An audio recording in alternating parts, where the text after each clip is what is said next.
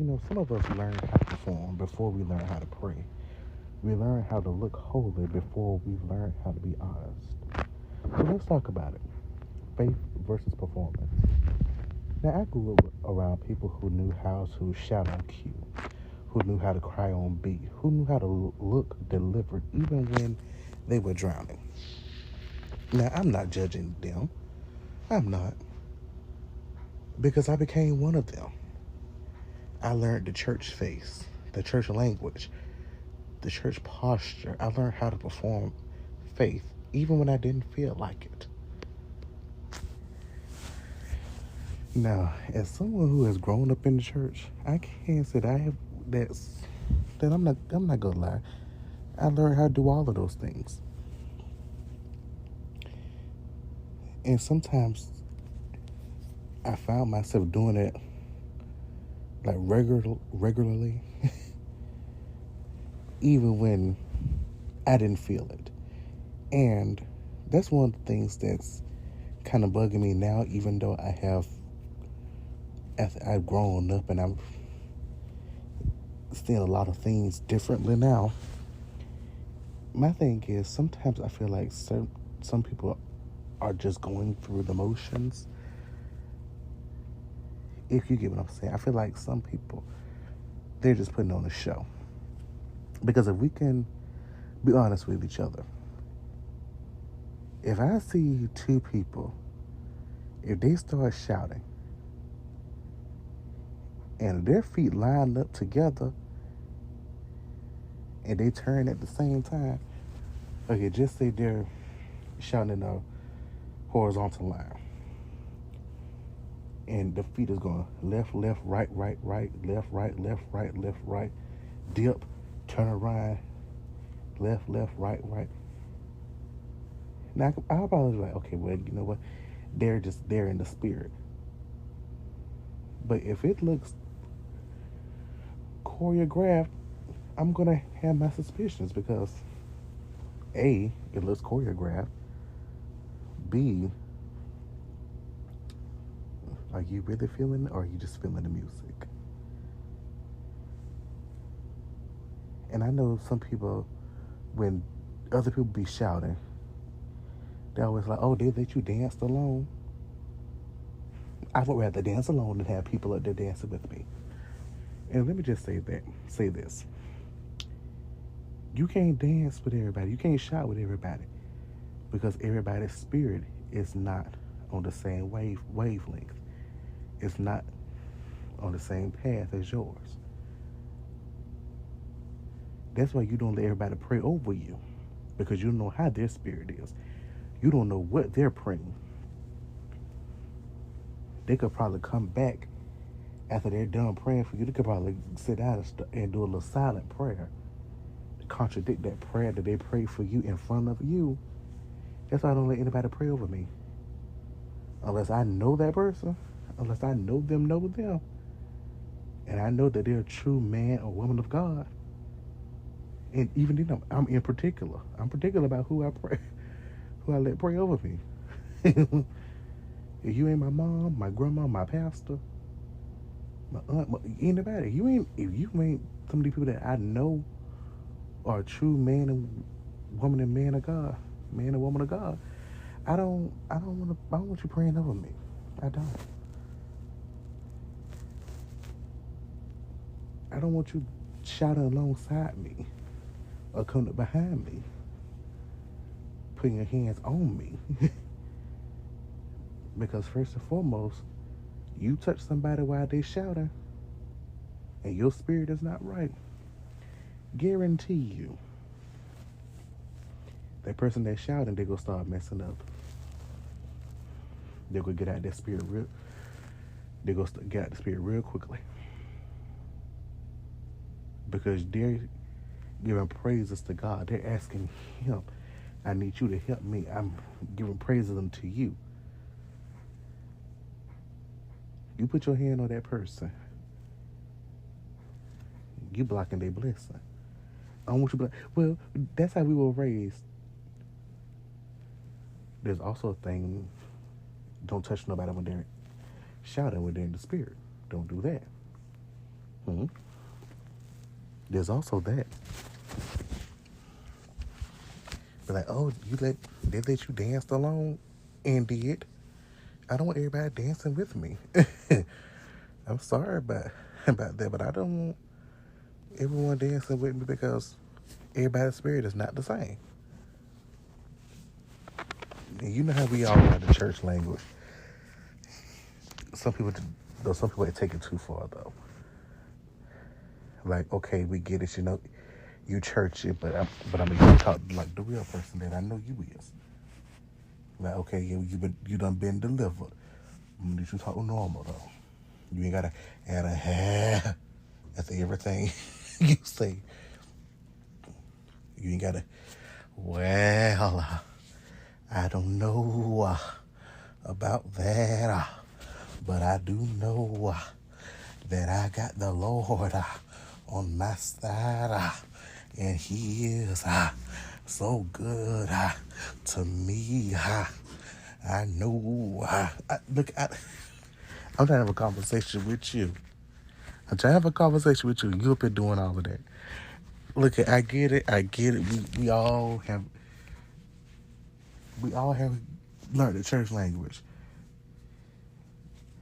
We all have learned church language. We all have learned our church ways. Now, the way I just did that was that was kind of good right there. The Lord, the way I did that was kind of good because I be messing up that. But no, though.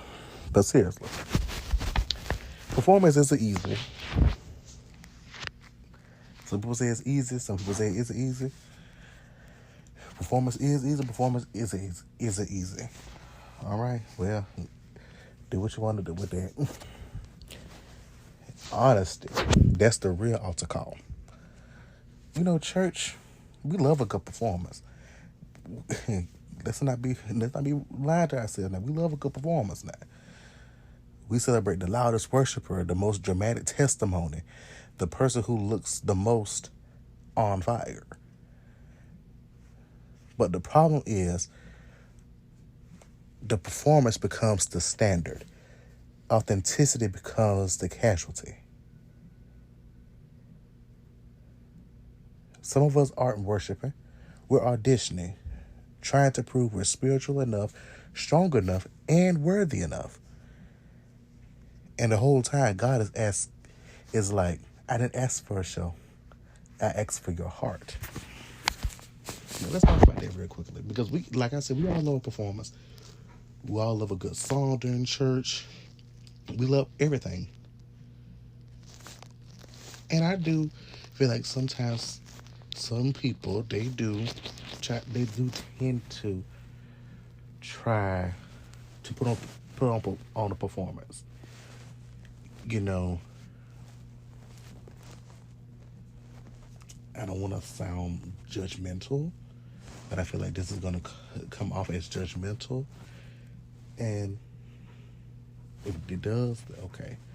But I do feel like sometimes when people are up there worshiping, they're just singing and everything, I feel like they start, just say your church has a media team, and they start seeing that camera go around. I feel like as soon as they see that camera start going around, I feel like they start putting on a show. Like, you could feel the spirit through there. You could see it. What it is. You can see the spirit in them. I'm trying to find out the right word. Exhibit. Whatever it is now. But you can see the spirit in them.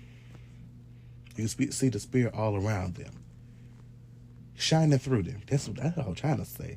I'm trying to say a different word, but I could not think about what was describing it. But anyway, you can see the spirit shining through them. But as soon as that camera comes around, and they're probably live on Facebook, or it's going to go on YouTube or whatever. My thing is, I feel like some people, they see that camera, then they make that switch. Oh yeah, I gotta really do it.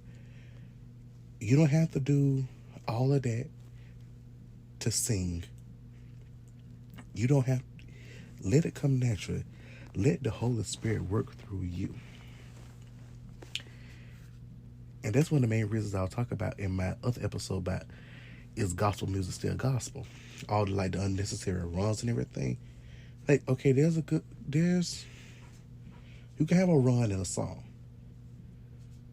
But if you doing a run through the words and I don't even know what you're saying. Like, there was this one guy I was watching on YouTube. I can't think of his name now. I can't think of the man's name. But everyone always says he's good. But then he was singing the song with another person, and he had took over one part, and I was like, okay, why did you even do all of that? Now you done ruined the song for me. You really done ruined the song for me because you didn't have to do all of that. Sing the song normally. You don't have to sit up there and do. You have to hit high notes, runs, do all of that just to get a message across through the song. Sing normally. Let the Holy Spirit work through you. Don't you sit there and work the Holy Spirit. You let the Holy Spirit work through you. If the Holy Spirit allows you to hit that high note, hit a run, you let the Holy Spirit do that. Let him work. Let the Holy Spirit work through you. Don't sit there just sit there, go to high note already and knowing you ain't ready. Then next thing you know, that high note comes out.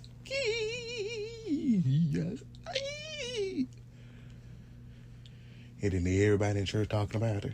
Because you're going to hear about that from the first Sunday, the whole week. Then go come around that second Sunday. They still going to be talking about it because, you know, you got to redeem yourself that second Sunday. You got to redeem yourself.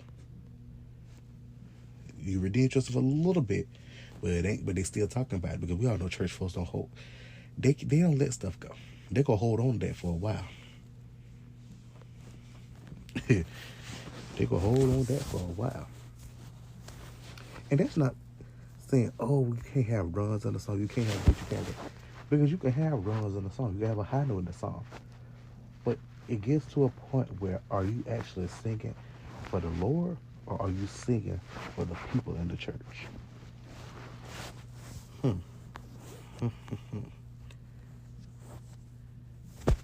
Now, I hit a point where I couldn't even perform anymore. The mask got heavy, the act got exhausted, and the applause didn't heal me. I realized I was performing for the people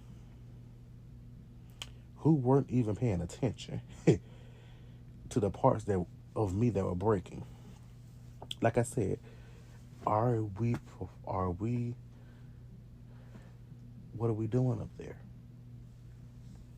Are we singing praises, performing for God? Or are we singing praises and performing for the people of the church to get recognition? That's what I want to know.